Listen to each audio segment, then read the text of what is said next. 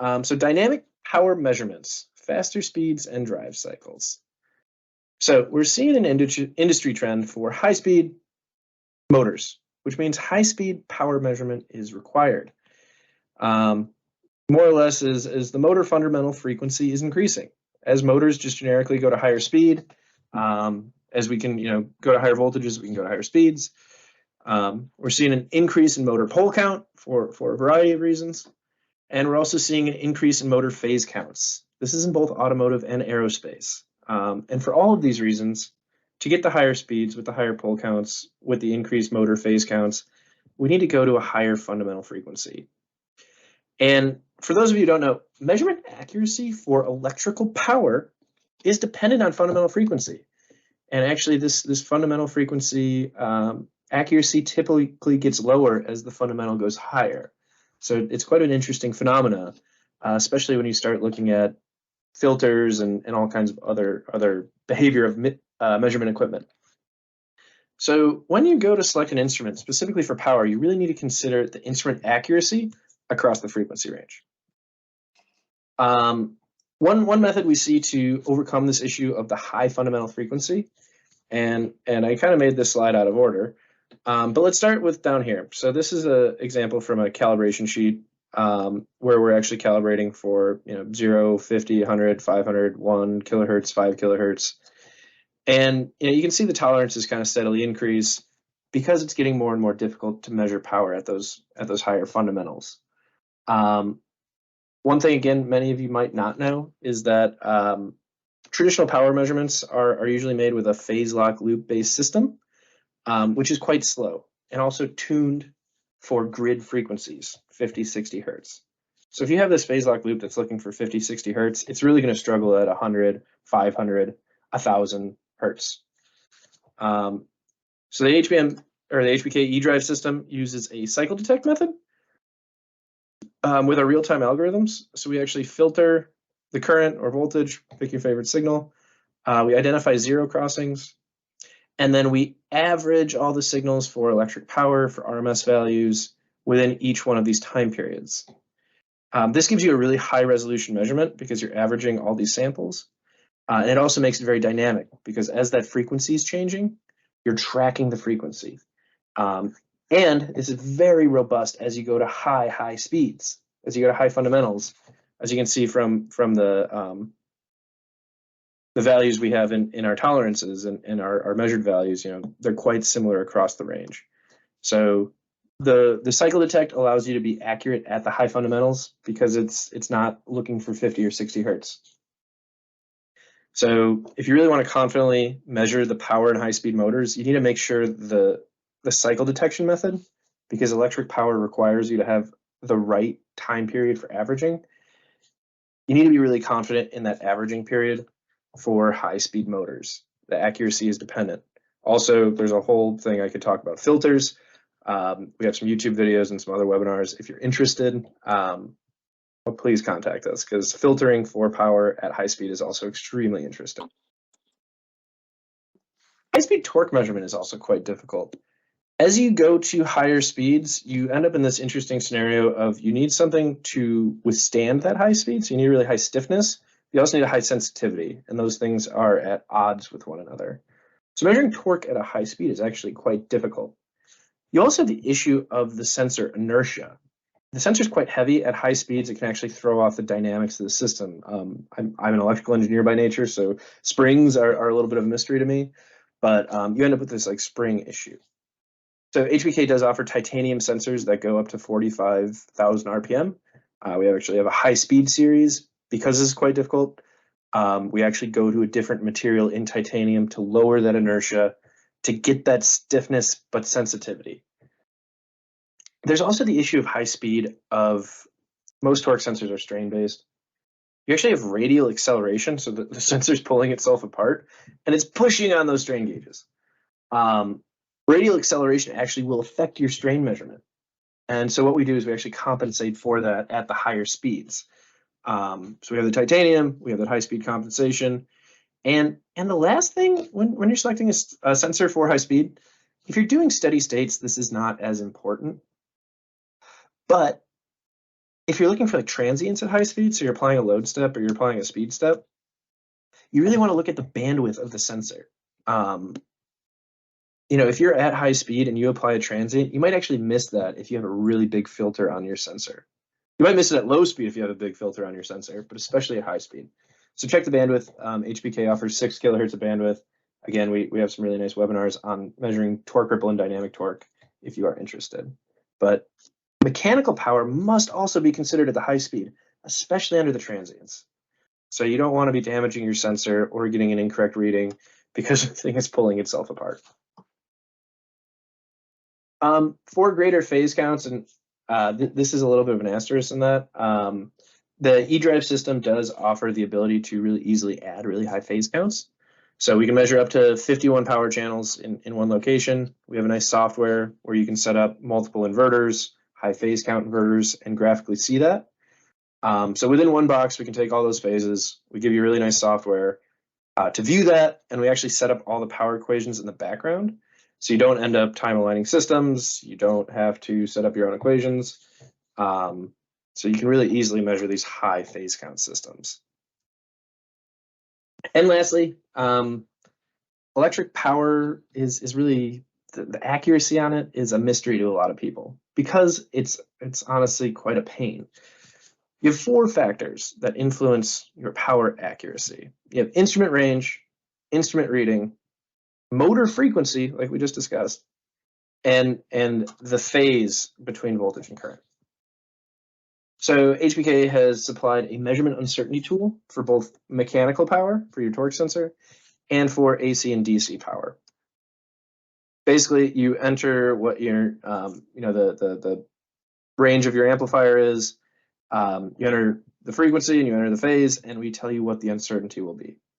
So this gives you the ability to be quite confident, again, at these high frequency measurements, these high fundamental measurements, that you at least know what your uncertainty is. So as it's creeping up, as you're going to 1, 2 kilohertz, and that uncertainty is getting larger, you can at least quantify what it is very easily, accounting for things like the filters you're applying, accounting for the bandwidth of the sensors, accounting for all of these things that go into uncertainty. This tool takes care of it very easily. So if you are really overwhelmed by the prospect of calculating your measurement uncertainty, I know I typically am, we make a nice tool for it. So dynamic power measurements, this is the drive cycle side of it. And I think this is quite an interesting trend.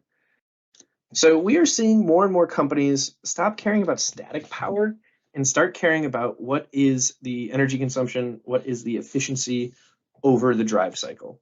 Drive cycle being a standardized, typically 30-minute procedure where it gives you a speed for each period in time. So blue on my graph is speed, acceleration is deceleration, stops, starts.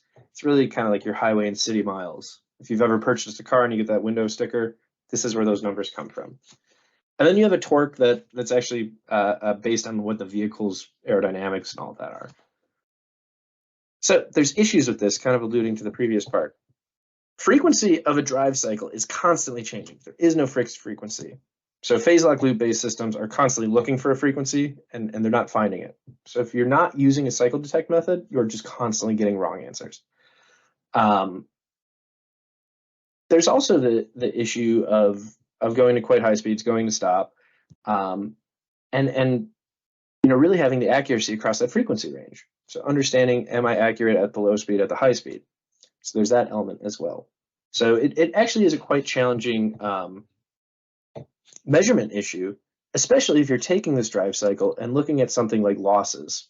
So there's a bunch of different colors here because this test was run under a bunch of different scenarios and different motor control techniques. But it's basically looking at what are my losses. This is the WLTC is a 30-minute drive cycle. What are my losses instantaneously over 30 minutes? Really trying to identify P out minus P in, power out minus power in. What are the losses at every point in time? So I can start identifying these peaks, like my one in blue here, and choosing a better control methodology that lowers those losses. So this is actually quite interesting because you can start comparing different control techniques, pick different spots for different places, and minimize those losses. So you need really accurate power measurement dynamically to be able to identify these loss areas. And then also, tracking temperatures, bringing that in and tracking magnet temperatures and special equations are also things that this was all done with the HBK power analyzer. So another issue is if you're recording data on a drive cycle, you can accumulate quite a bit of data. I mean, a 30-minute drive cycle at, let's say it's a megahertz, adds up to quite a bit of data. You can create quite large files. I just mentioned, if you're looking at a differential, you do need a high accuracy, because if you're looking at test 1 versus test 2, and there's a 0.5% difference, you need to be accurate to, less than that. And again, phase lock loop based power measurements require a fixed frequency. They're tuned for that 50, 60 hertz. So you want to make sure you have a methodology that is quite dynamic. So dynamic power measurements are needed. So looking at an algorithm like cycle detect, it is quite effective in the transient. This is an example of a motor starting up. So we're in a vehicle, we're at 0 speed, we're out in the field, we start, the inverter kicks in, we see currents, and this black square wave is my cycle detect. This is my calculation period. And we're tracking that really, really closely as the motor's speeding up, as the amplitude's changing. You have confidence you're getting an accurate result. So we're averaging power, reactive power, apparent power on this time basis. And down in the bottom, we see our what I call our power scope, where we can actually see that the power cycle by cycle while this motor is accelerating. We can actually follow our motor control. We can see where we have overshoots. We can really understand in great detail how this machine is operating, and then understand, can I tune this point here to lower my losses? So understand losses and controls accurately during transients is a real benefit of using an appropriate measurement period. And another benefit of using certain tools like the HBK eDrive is that the eDrive system takes instantaneous values at a megahertz, because you have the switching frequency. You have to measure at a really high frequency. You have to measure at a really high frequency, hundreds of kilohertz to megahertz, to get an accurate measurement. So if you're measuring for 30 minutes at 12 channels, it's something like 50 gigabytes of data with an 18-bit measurement. It might be a little off, but that is a significant amount of data. If you don't want to store all that, the tool like eDrive uses some data reduction techniques, where every half cycle we're calculating that value, and then we're storing that value, and then we can throw out all of the other data. So you can store just those calculated results and reduce your data file size from gigabytes to megabytes. So it's a really powerful tool, and that's because we calculate everything in the real time. So we're calculating everything in hardware, and then we're just storing those results, so you're not filling your hard drive up. So by doing those cycle-based calculations, by just storing that cycle basis, and all of that megahertz is going into that calculation, and then we're not storing it. You're able to turn that megahertz data into calculated power RMS results that you can store. So you're able to just calculate at, let's say kilohertz rate. And you can do this for days because the data rate is so low. And we do have people doing durability tests who are running tests like this for like 80 days, 2,000 hours. And you might say, well, what if I want to store that data? There's triggering options, but what you end up with is you have that high frequency sine wave of voltage and current that you see in red, and then you have that time averaged RMS that you're just storing at the kilohertz rate, and you end up with your power, reactive power, apparent power, also stored at that low rate over your drive cycle. So you can store your whole drive cycle, you can store the raw data if you want, or you can just store the slow rate data. So we make it very easy to reduce the data. So you can drastically reduce file sizes or store all of that data with clever techniques like the cycle basis in the real time. You might be asking, Mitch, for the dynamic power, you're talking about dynamic power, why don't you just multiply V times I? Great question. Instantaneous power is at the switching frequency. You have this inverter. So if we look at our voltage in blue, current in red, we have a high frequency thing in red, our current. We have a really high frequency thing in blue that has these switches, the inverters here.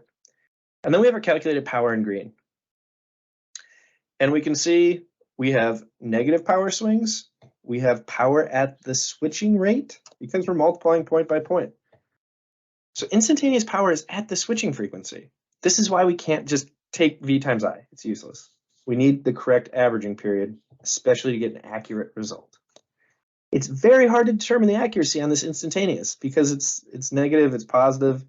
When the average is 32, you're getting 150 and negative 32, and it's just outrageous. So it's really not useful for understanding the power flow losses or controls. You might say, I don't need all that accuracy. I just want to know my dynamics. Here is a very cool thing that HBK has been doing. And we have a scientist who spends a lot of his time figuring out how to understand the accuracy of this. So I will start. This is not the most accurate method. Cycle-based is the most accurate method. But if you really need dynamics and you don't want phase delays and you don't want to play around with filters, you want to do it correctly, this is how we approach it. So we measure our line currents and voltages. So in my PWM that I'm circling with my laser pointer, that's the voltages, and then we have our currents in the blue, orange, and yellow, the sine waves. And rather than doing a cycle detection on the currents, now we're going to go look at the voltages, and we're actually going to look at the PWM switch, and we're going to cycle detect the switches. And we're going to average over 5, 10 switch periods. This is happening in milliseconds or less, and it gives us a really good time basis to average, where we can say this has a level of accuracy. We're still working to quantify it, but it's very dynamic and it eliminates that high frequency and without a phase distortion. So you're not looking at a filtered version. You're not looking at a phase distorted version. You're looking at a really, really good accuracy from what our numbers are telling us initially. Non-phase delayed version. And let's look at an example. So we can see this purple sine wave is cycle detecting our switches. So 10 switch cycle average. We're staring at that voltage. We're tracking that switching frequency. And if I'm not talking sense, ask me offline if you're interested. And what we see is I have my current in blue, and we can see something happens right here where we get a real change in amplitude. And if we look at the cycle-based power, which the cycle-based power is still dynamic, but it has this kind of phase delay.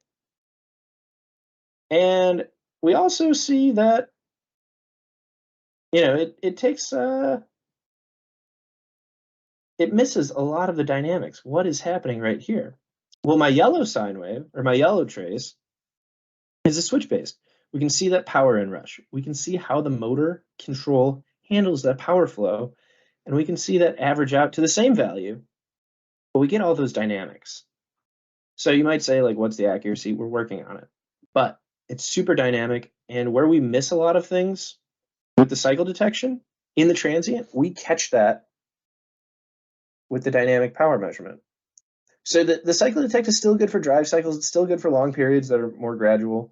But if you really want to dig into like transient power and transient, how it reacts in the transient, this cycle-based or this switch cycle-based power is incredible.